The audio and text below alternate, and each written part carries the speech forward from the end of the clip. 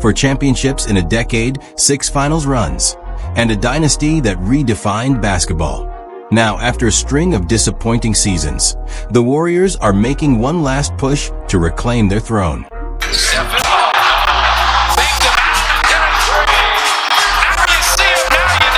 For championships in a decade, 6 finals appearances, a dynasty that defined a generation.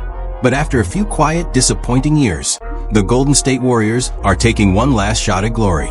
This offseason, they made bold moves, adding veteran Al Horford, signing sharpshooter Steph Curry, and re-signing Jonathan Kuminga. The hope? That alongside Steph Curry, Draymond Green, and new arrival Jimmy Butler, the Warriors can make one final championship run. But with an aging, expensive roster, a question looms large. Does the NBA have a Warriors problem, or do the Warriors have a Warriors problem?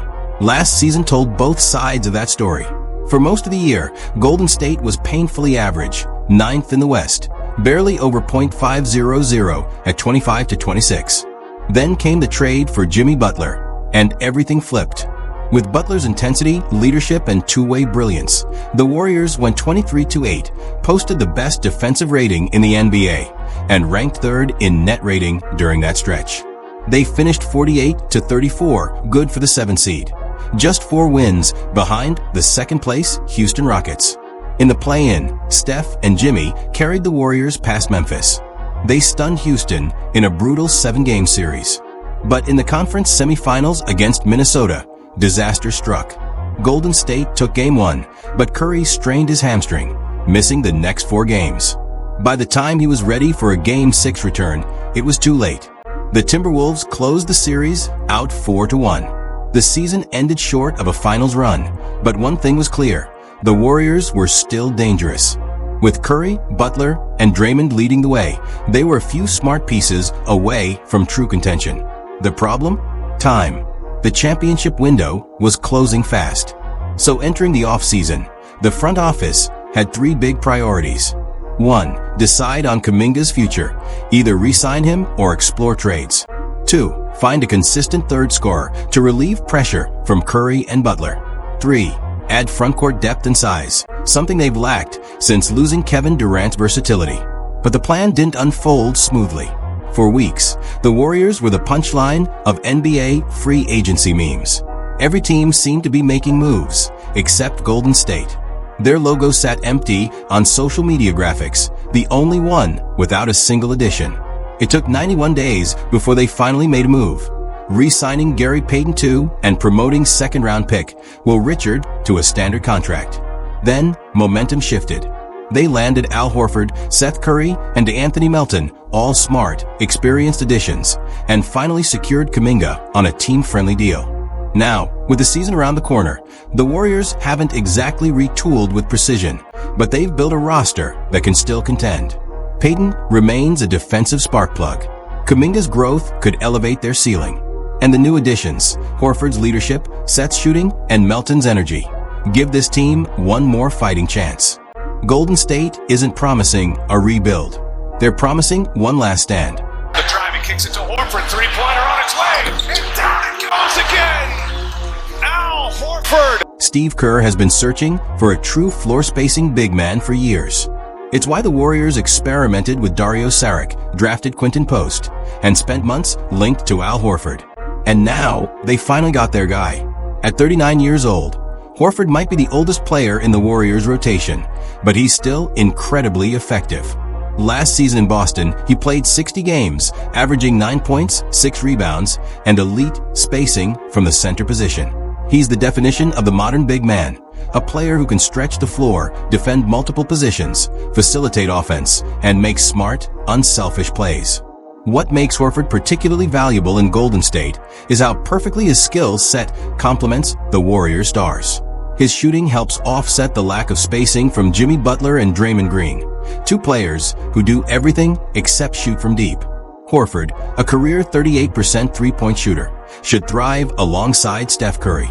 Sharing the floor with the greatest shooter of all time could easily bump his percentage closer to the 40% mark he posted in Boston 2 years ago. Add in his rim protection, playoff experience, and high basketball IQ, and it's easy to see why Kerr wanted him so badly. Of course, there's a downside. age and durability. Golden State is already managing an older core, and Horford will need careful load management. Even if he stays healthy, you can expect him to miss around 12 to 15 games simply for rest. But the good news? His game has never relied on athleticism. He plays smart, efficient basketball, 25 minutes a night of perfect reads, defensive rotations, open threes, and timely stops. If he stays healthy and maintains his shooting touch, this could easily go down as one of the smartest late off-season moves in the league. If not, and the Warriors fall short again, it'll look like a desperate roll of the dice. Beyond Horford, Golden State addressed another weakness: perimeter shooting off the bench. Enter Steph Curry, an 11-year veteran who's quietly become one of the league's most consistent shooters. Over his career, he's played for 9 different teams, but his specialty never changes: elite efficiency from three. Last season in Charlotte, he led the entire NBA in three-point percentage at a ridiculous 45.6%. Seth isn't expected to be a major rotation piece, but injuries always test depth, and his presence gives Steve Kerr flexibility. Imagine a lineup featuring both Curry brothers, Steph, Seth, Klay, if still around, and Horford. That's spacing heaven. Even if he plays 15 to 20 minutes a night, Seth's shooting gravity can completely alter the Warriors' offensive rhythm. Then there's DeAnthony Melton, a familiar face who's back with something to prove. He played just 6 games for Golden State last season before tearing his ACL and was later traded to Brooklyn in the Dennis Schroeder deal. But during that brief stint, he looked like a seamless fit, averaging 10 points per game, shooting 37% from deep, and bringing the kind of defensive energy that made him a fan favorite in Philly. Health remains the concern. Between the knee injury and lingering back issues, consistency has been the challenge. But if Melton can stay on the floor for 65 to 70 games, bringing his usual defensive intensity and reliable outside shot, this could be one of the most underrated signings of the entire offseason. And just like that, a summer that started with silence ended with momentum. The Warriors went from being mocked for inactivity to quietly building a deeper, smarter, and more balanced roster, one that finally fits their system. Horford adds stability, Melton brings grit, Seth provides shooting, and Kuminga is finally locked in. For the first time ever, the Curry brothers share a locker room, and Golden State has just enough firepower to chase one last title in a brutal Western Conference. But make no mistake, in all of this, the Warriors' biggest X factor isn't a veteran.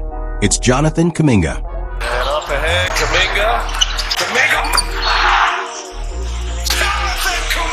Jonathan Kuminga was also the reason the Warriors' off-season dragged on for months.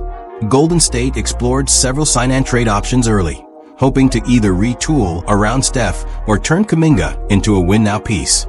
Sacramento reportedly offered Devin Carter, Dario Saric's expiring contract, and a protected first-round pick. Phoenix floated a package built around Royce O'Neal and multiple second-rounders. The Kings even considered sending Malik Monk and a pick, but that deal would have forced the Warriors to move either Buddy Hield or Moses Moody, a step the front office wasn't willing to take. Golden State held firm, insisting any trade had to include an unprotected first-round pick. When no team met that price, negotiations with Kuminga's camp restarted. After 92 days of talks, leaks, and growing fan frustration, the two sides finally reached an agreement, a 2-year, $48.5 million deal with a team option for the 2026 to 27 season. From the Warriors' perspective, it was a quiet victory. They retained the all-important team option, avoided handing out a qualifying offer, created a tradable salary slot, and maintained long-term flexibility. The structure of the deal sends a clear message. Kuminga is viewed as an asset, not a franchise cornerstone. He's either the bridge to Golden State's next era or the trade chip that keeps their title window alive in this one. It's easy to see why the team is torn. Kuminga is a physical marvel, explosive, powerful, and capable of guarding multiple positions. His athleticism jumps off the screen. But within the Warriors' motion-heavy read-and-react system, that athleticism hasn't always translated into consistent winning basketball. His cuts are sometimes late, his reads occasionally offbeat, and the on-court chemistry with Steph and Draymond remains a work in progress. Still, Kuminga started 56 games over the past 2 seasons and averaged at least 15 points in both, proof that, for all the growing pains, his potential remains undeniable. gets into the paint. Nice feed, Kuminga. Kuminga the slam. When Jimmy Butler arrived in Golden State, everything changed, but not for everyone. Jonathan Kuminga's role shrank down the stretch. In the first round against Houston, he was barely on the floor, logging just 50 total minutes across 7 games and averaging only 6 points on 30% shooting. Then came the Western Conference semifinals against Minnesota, and with Steph Curry sidelined, Kuminga suddenly looked reborn. He averaged 20.8 points on 54% shooting, closing the series with 3 straight 20-point performances. That brief resurgence reignited the Warriors' internal dilemma. Kuminga's talent is undeniable, but his fit remains uncertain. Even Steve Kerr has admitted it publicly. Golden State re-signed him not because everything has clicked, but because the upside is too great to let walk away.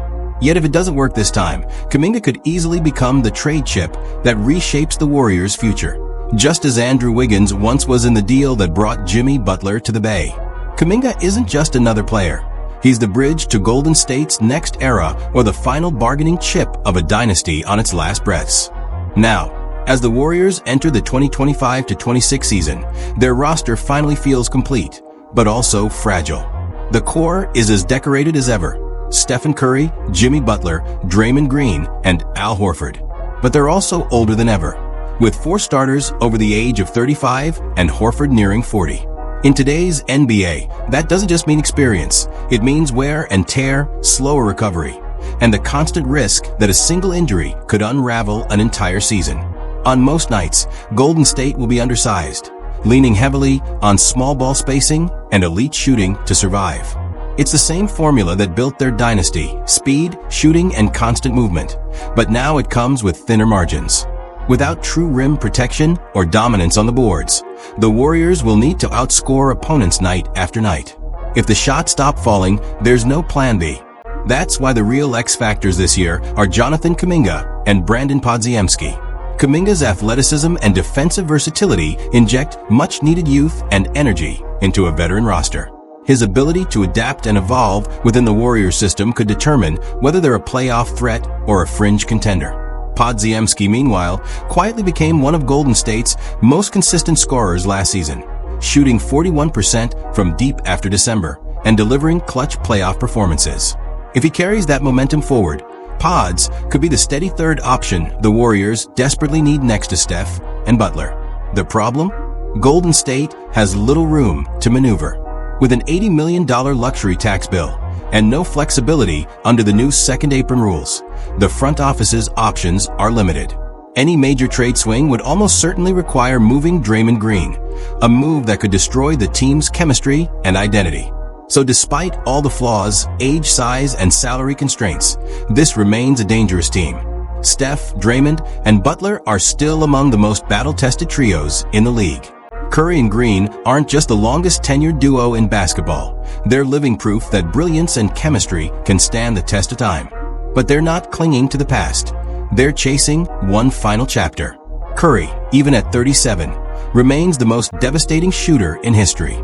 Despite constant defensive pressure, he hit 311 threes in 70 games last season, his 6th career year, with at least 300 makes from deep. No one else in NBA history has done it more than once. His gravity still bends defenses, his presence still changes every game, and his value remains unmatched. When Curry was on the floor last season, the Warriors outscored opponents by 299 points. Without him, they were outscored by 28. His absence against Minnesota was the only reason Golden State's playoff run ended early. Draymond Green, meanwhile, remains the team's defensive heartbeat. At 35, he's still elite, averaging 9 points, 6 rebounds, 5 assists, and earning his 9th all-defensive team selection. His leadership, communication, and intensity set the tone for everyone around him. He's the system within the system, the glue that keeps the Warriors' identity intact. Then there's Jimmy Butler, the emotional anchor this team didn't know it needed. After his mid-season arrival, Golden State went 23-8 before bowing out in the second round.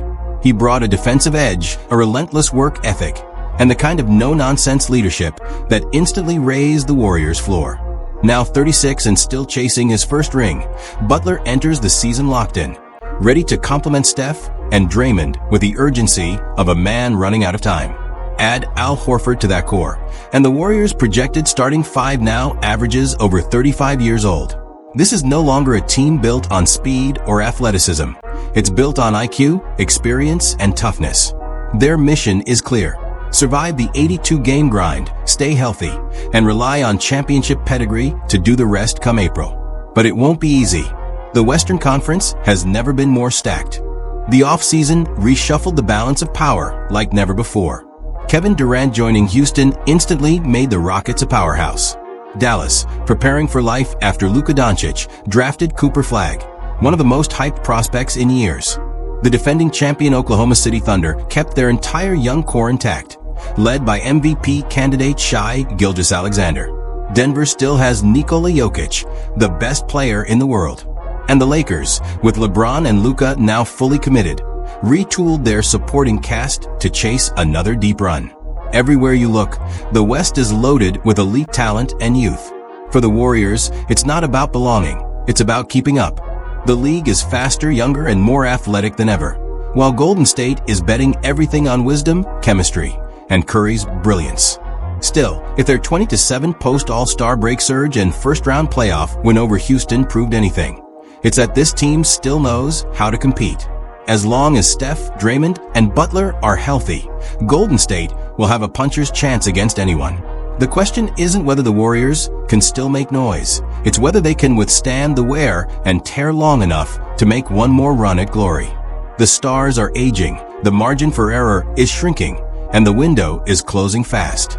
But as history has shown, dynasties rarely fade quietly.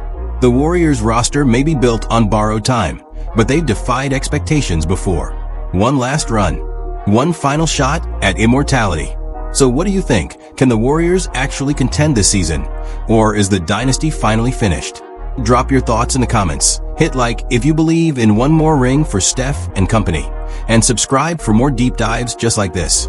Because no matter what happens next, this season might just be the Warriors' last stand.